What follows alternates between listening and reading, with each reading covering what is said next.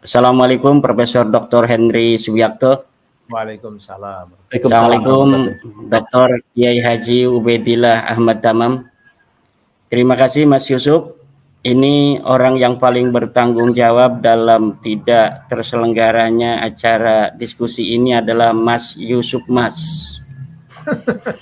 Ada suka kok begitu ini?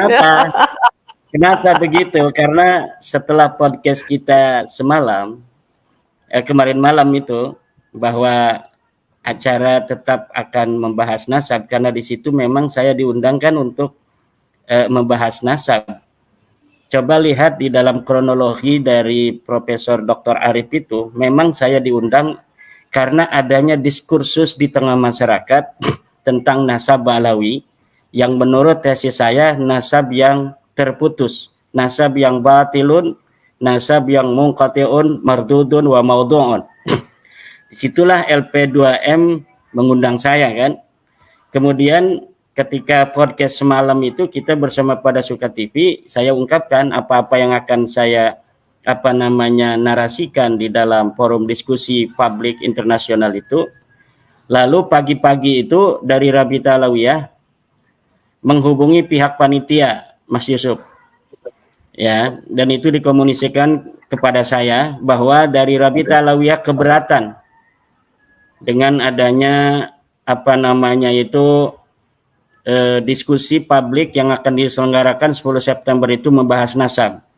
Mereka dari pihak Rabita Alawiyah inginnya hanya membahas sejarah dan sudah ditentukan yang akan dikirim adalah Alwi Alatas dan Hanif Alatas.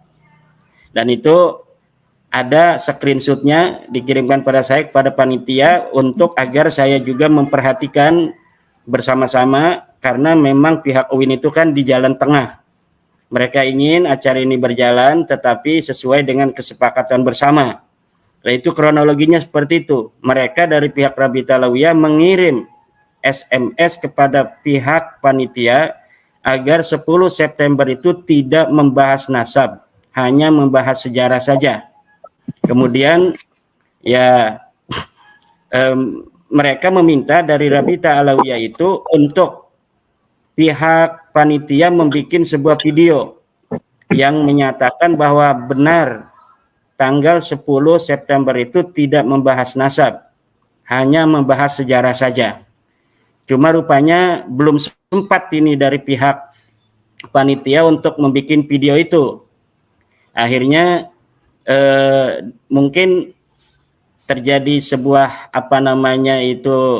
hal-hal yang di luar kendali, yaitu datangnya dari yang mengaku sebagai dari Mabes Polri itu bahwa acara jangan sampai kalau bisa dilaksanakan karena ada ancaman-ancaman keamanan. Itu mungkin kronologisnya itu. Jadi memang gara-gara Pada Suka TV itu dari mereka menonton. Ampun ini. Kalau bisa disalahkan ini yang ajak podcast ini. Karena memang ini Pada Suka ini kompor kan. Jadi setelah Pada Suka ini kan ditonton oleh bukan hanya di Indonesia, Pada Suka ini Mas Yusuf, ditonton juga oleh dari Yaman, dari Mekah, dari Malaysia. Ini banyak orang yang sekarang sedang memperhatikan isu-isu nasab. Dan salah satu channel favorit mereka adalah Pada Suka TV untuk mendapatkan informasi tentang bab nasab yang sedang terjadi diskursus di Indonesia ini. Maka Rabita Alawiyah ketika melihat Pada Suka TV, mereka mungkin gimana gitu kan, mereka berani gitu kan membuat framing untuk datang dan sebagainya. Kalau bisa jangan bahas sejarah saja, tapi bahas nasab, kan dalam videonya begitu. Tetapi dari belakang mereka mengatakan tidak boleh bahas nasab kan. Nah itu yang sebenarnya terjadi, dan itu masih ada buktinya berupa screenshot SMS atau WA yang disampaikan kepada saya sebagai dari pihak UIN mengharapkan acara itu sebenarnya terjadi, dilaksanakan, tetapi dengan kesepakatan bersama itu. Saya waktu itu belum memberikan statement apakah betul saya bersedia untuk hanya membahas sejarah, karena memang kalau bahas sejarah itu sudah ada tokohnya, yaitu Profesor Dr. Sumanto Al-Qurtubi. Kalau saya lebih ke dalam masalah nasab Alawi yang saya teliti kan. Jadi saya tadinya itu kalau misalnya sampai terjadi, ini luar biasa sekali. Tapi apapun yang terjadi, saya respect apresiasi terhadap UIN Wali Songo yang telah berupaya untuk mendudukkan bersama pihak-pihak yang sedang berdiskursus ini agar ada solusi di tengah-tengah masyarakat. Walaupun itu bukan keputusan, hasil diskusi itu adalah kesimpulan bukan keputusan. Tetapi minimal masyarakat akan melihat bagaimana sih dalil-dalil yang diberikan oleh saya sebagai orang yang telah secara yakin meyakinkan hakul yakin bahwa Ba'alawi ini memang bukan keturunan Nabi. Lalu bagaimana dalil-dalil yang akan diberikan oleh Rabita Alawiyah untuk mengkanter daripada tesis saya itu? Ini mungkin masyarakat sangat menunggu itu. Karena memang diskusi itu ada yang dilakukan untuk ma'rifatu haqiqati syai'i bil yakin, ingin mengetahui hakikat sesuatu dengan yakin, yaitu tahaqquq wa tasabbut. Ada juga diskusi yang dilaksanakan hanya ingin mengatakan bahwa kita belum menyerah gitu. Seperti diskusi yang sedang akan dilaksanakan di Rabita Alawiyah, yang mereka mengundang beberapa orang dengan forum tertutup. Itu bukan diskusi untuk ma'rifatu haqiqati syai'i bil yaqin, tetapi hanya untuk mengesankan kami belum menyerah gitu. Kami masih struggle for eksistensi. Kami masih struggle untuk belum menyerah bahwa kami bukan cucu Nabi. Tidak. Nah, itu yang sedang diupayakan, dan kita memahami itu sebenarnya ya. Saya sangat memahami sebagai seorang yang meneliti dari nasab Alawi ini, bagaimana posisi psikologis mereka di dalam menghadapi sebuah kenyataan bahwa ketika diteliti apa-apa yang telah mereka yakini selama ini, ternyata setelah mereka juga ikut meneliti dari tulisan saya itu, mereka kemudian mencari maraji saya itu, mereka melihat kitab yang saya sebutkan, ternyata memang tidak ada ini.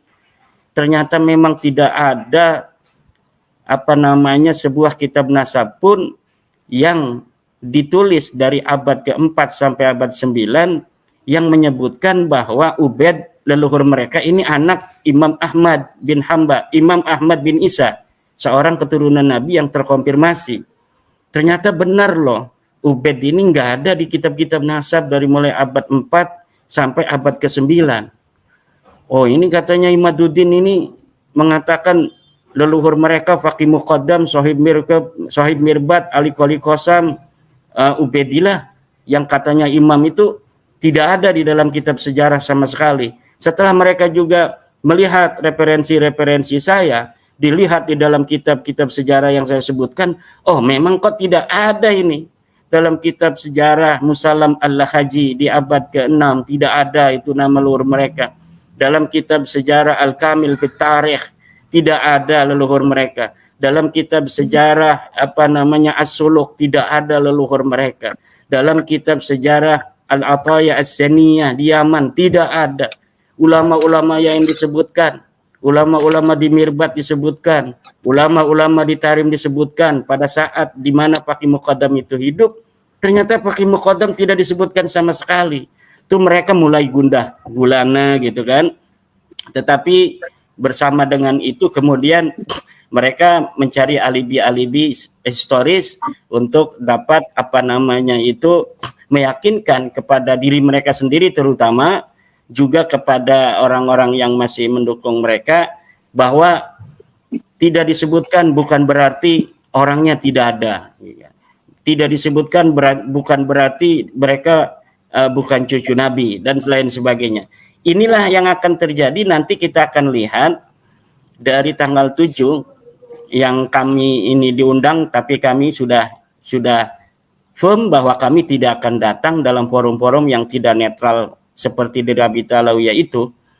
bahwa dalil-dalil yang mereka sampaikan sama sekali tidak akan bisa menjawab daripada tesis saya itu. Kenapa saya bisa berkeyakinan seperti itu, Mas Yusuf?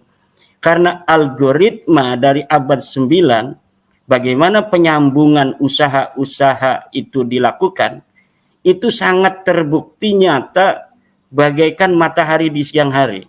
Bahwa memang nasab mereka itu dipabrikasi pada abad ke-9 dengan mencangkok, mengokulasi sebuah nasab seorang ulama di abad ke-8 atau di abad ke-7 ya, 620 Hijriah, yaitu Abul Jadid, untuk disebutkan sebagai saudara mereka tanpa adanya sebuah dalil dari kitab yang semasa atau yang mendekati dari keberadaan Syarif Abul Jadid bahwa dia adalah saudara dari Alwi, leluhur daripada Ba'alawi. Sama sekali tidak ada.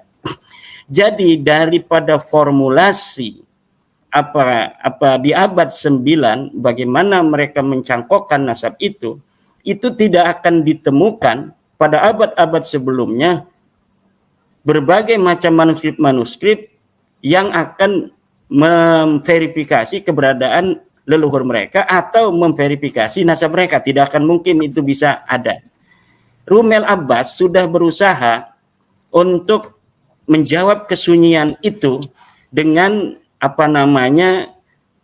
mencari manuskrip-manuskrip, sanad-sanad, tetapi itu sudah dapat dibuktikan sanad itu sanad yang palsu.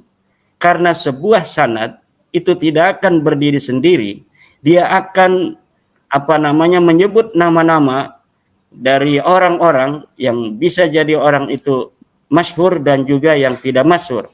Nah, dari orang-orang yang masyhur itu kemudian kita bisa untuk mengkaji apakah betul dia mempunyai murid seseorang ataukah dia mempunyai guru seseorang yang disebutkan dalam naskah itu. Dan dalam naskah-naskah yang diberikan oleh Rumel Abbas untuk menjawab keterputusan nasab Ba'alawi ini, terbukti bahwa manuskrip itu manuskrip wayang, manuskrip palsu. Kemudian mereka juga bermain di dalam kancah epistemologis.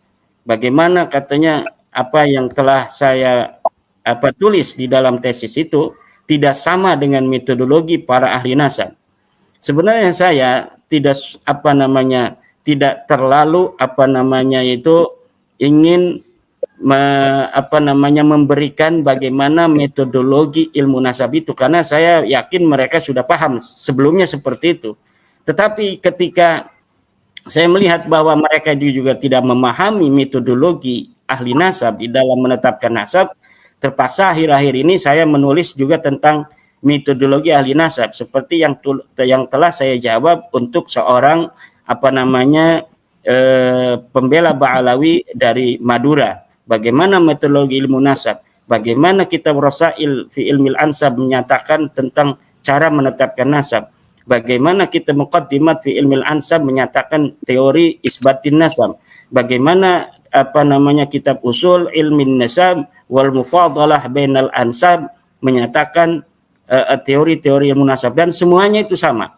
Karena ilmu nasab adalah termasuk di dalam ilmu sejarah, maka ilmu nasab itu teori cara untuk menelitinya itu mirip dengan teori ilmu sejarah, yaitu heuristik, kemudian kritisasi sumber, kemudian interpretasi, dan yang terakhir adalah historiografi. Dan dari sana kita telah dapat menemukan sebuah kesimpulan yang sangat meyakinkan bahwa Ba'alawi ini memang bukan turun Nabi. Ditambah kemudian disyahidi dan dihakimi oleh tes DNA dari beberapa sampel, 180 sampel dari keluarga Ba'alawi yang telah jelas hasil daripada tes DNA mereka adalah berhaplogrup G yang dinyatakan oleh para ahli sebagai bukan keturunan Nabi, karena keturunan Nabi harus sama dengan orang-orang Arab, yaitu J1. Nah, itu yang bisa saya sampaikan, Mas Yusuf. Jadi saya kalau untuk yang telah diputuskan oleh UIN Wali Songo itu sangat mengapresiasi, dan kita juga menerima kalau memang itu sudah menjadi keputusan UIN. walaupun saya kecewa ya. Oleh karena itu saya setuju dengan Profesor Henry Subiakto yang mengusulkan bahwa acara ini harus digelar dengan tempat yang netral, tempat yang ilmiah, yang netral, dan saya mengusulkan Forum Rektor Indonesia untuk mengadakan acara diskusi ilmiah di tempatnya, bisa di dalam negeri, di luar negeri, atau di mana saja, bisa secara offline, bisa secara online, tidak usah pakai massa, tidak usah pakai orang yang hadir, cukup saya dan Rabita Alawiyah, saya bersama beberapa teman dan Rabita Alawiyah, kemudian dihadiri oleh para profesor, para rektor dari seluruh universitas yang ada di Indonesia. Setiap universitas kemudian mengirimkan seorang pakar sejarahnya yang harus juga didampingi oleh seorang yang bisa baca kitab kuning. Itu bisa ada dari dalam universitas atau bisa mencari dari pesantren-pesantren, agar nanti di dalam bagaimana maraji, masadir, referensi yang diberikan itu kemudian kita langsung konfirmasi dari sumbernya yang tentunya berbahasa Arab itu. Nanti akan bisa dilihat oleh forum rektor dalam suasana yang akademis bagaimana kekuatan daripada sebuah postulat bahwa Ba'alawi ini bukan turun Nabi. Demikian Mas Yusuf dan Profesor Dr. Henry, juga Dr. Kiai Haji Udia. Jadi itu ya teman-teman tanggapan dari Kiai Haji Imaduddin Usman Al-Bantani selaku pengkaji nasab Ba'alawi, yang mana Kiai Haji Imaduddin Usman Al-Bantani menerangkan tentang dibatalkannya diskusi di UIN Wali Songo Semarang, dan beliau menuturkan bahwasanya mendapatkan SMS dari panitia pelaksana, bahwasanya dari pihak Robito mengirim SMS ke panitia UIN Wali Songo meminta agar diskusi yang akan diselenggarakan tanggal 10 besok ini hanya diisi dengan diskusi tentang masalah sejarah dan bukan untuk diskusi masalah debat nasab ya teman-teman.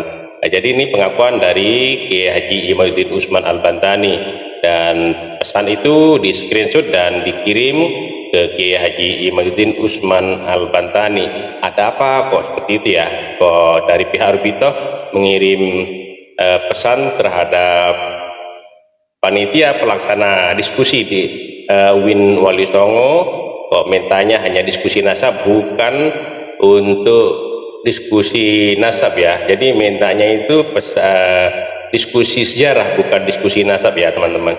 Ada apa ini? Ini kan yang jadi pertanyaan bagi seluruh umat muslim di Indonesia. Ada apa kok hanya minta diskusi diskusi masalah sejarah bukan nasab, padahal yang jadi perbincangan saat ini adalah diskusi tentang putusnya nasab Ba'alawi.